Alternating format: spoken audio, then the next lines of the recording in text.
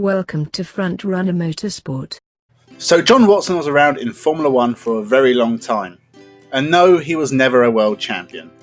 What he did better than anyone else, possibly in Formula 1 history, was drive from the back of the grid and win, or at least get a podium.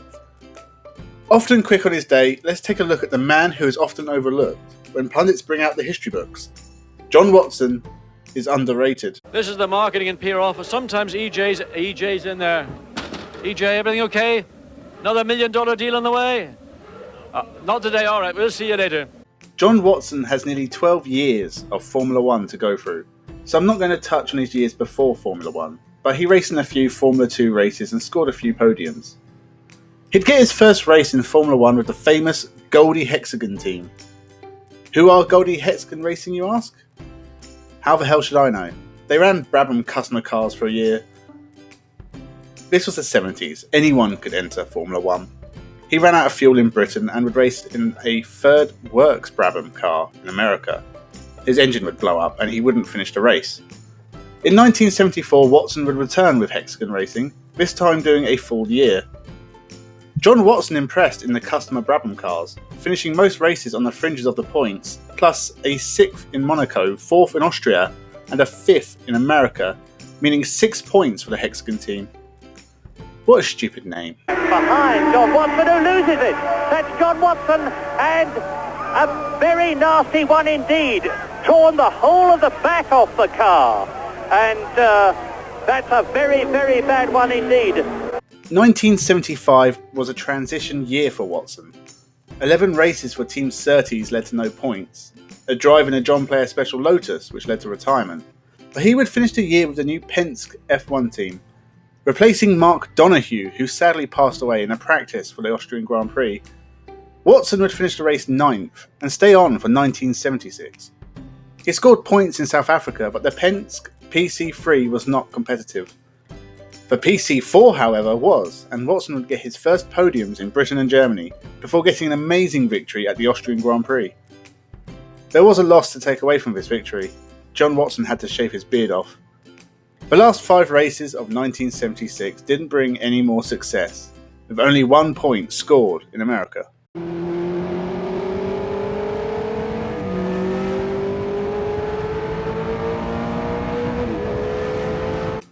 1977, and Watson moved to the Brabham team, then known as Martini Racing. My God, the Martini cars were gorgeous. I'm salivating looking at them. Whilst the season was not a success for Watson, he would get a second in France.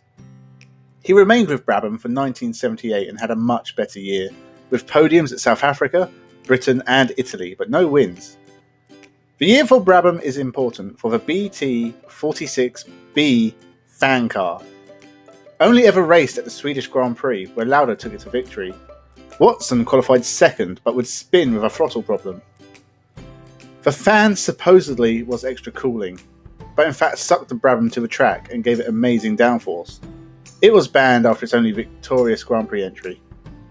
This was Watson's last year with Brabham, as in 1979 he'd begin a new adventure, for McLaren.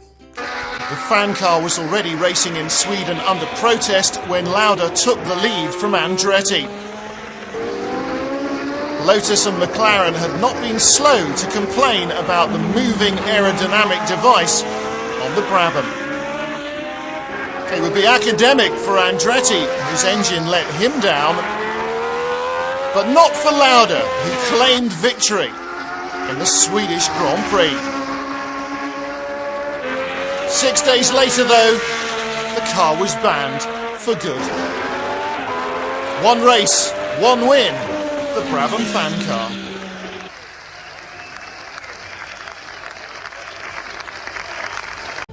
John Watson was actually second choice driver for the McLaren drive. McLaren wanted to replace James Hunt with Ronnie Peterson. Sadly, Peterson was killed at the Italian Grand Prix, and so John Watson was given the drive.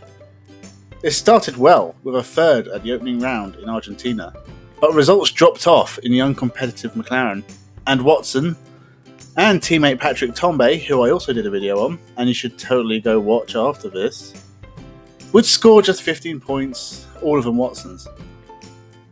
1980 was even worse. Joined by Alan Prost, the pair scored just 11 points, this time shared between them.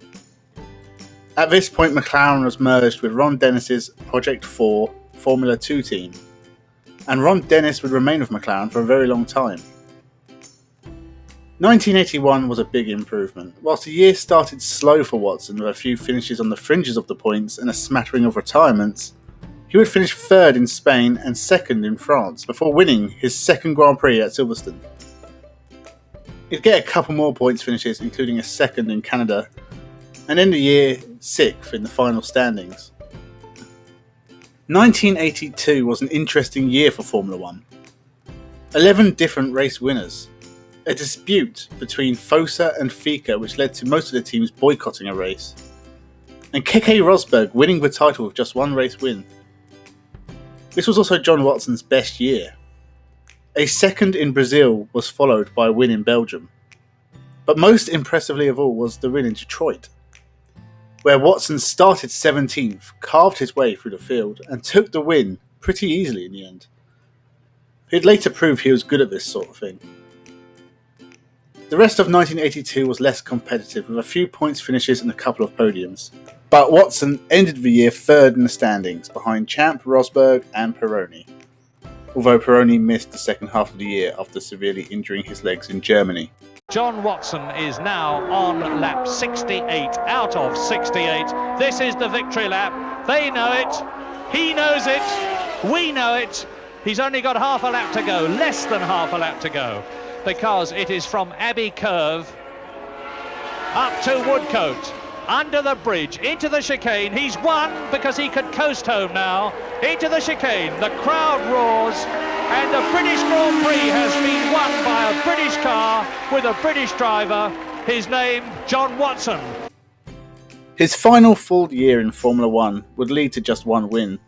But to reiterate the point from earlier, he started 22nd and ended up winning. So John Watson's special skill was starting at the back and winning. He should have qualified last at every race. He'd only ever get one other podium, and the season 6th in the final standings, being disqualified in his final race because he overtook cars on the parade lap. He'd have one final race in Formula 1, replacing the injured Niki Lauda at the 1985 European Grand Prix at Brands Hatch, where he would finish 7th. This race was notable because Nigel Mansell won his first ever race. After Formula 1, John Watson didn't do a lot of racing, entering the Le Mans 24 Hours in the late 80s and only finishing once in 7 attempts, and 11th in a Porsche for Richard Lloyd Racing. He would do commentary at various F1 races, mostly qualifying and practice sessions, and calling Ricardo Rossi a fool.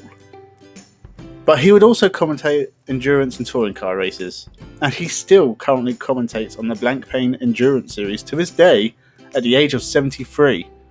Because this is where your speed, and there we see Jean Alesi proving again that it is possible to spin in every single session here at the Nürburgring. Yeah, off again for Alesi, and it looks as though he may have stalled it this time. Then he's at the exit of the Castrol, he's now getting out, he's taken the wheel off, car in a very precarious situation, Eddie Irvine comes around. This is possibly a red flag situation. I just wonder, will that be the case? There's a lot of gravel on the racetrack as well. Now, oh, look at that Ricardo Rosset, you fool! Do you not use your eyesight? Do you not realise that there are waved yellow flags around the circuit? Have you not read your rulebook that says when there's a waved yellow flag, there's a hazard on the circuit? So that is the story of John Watson.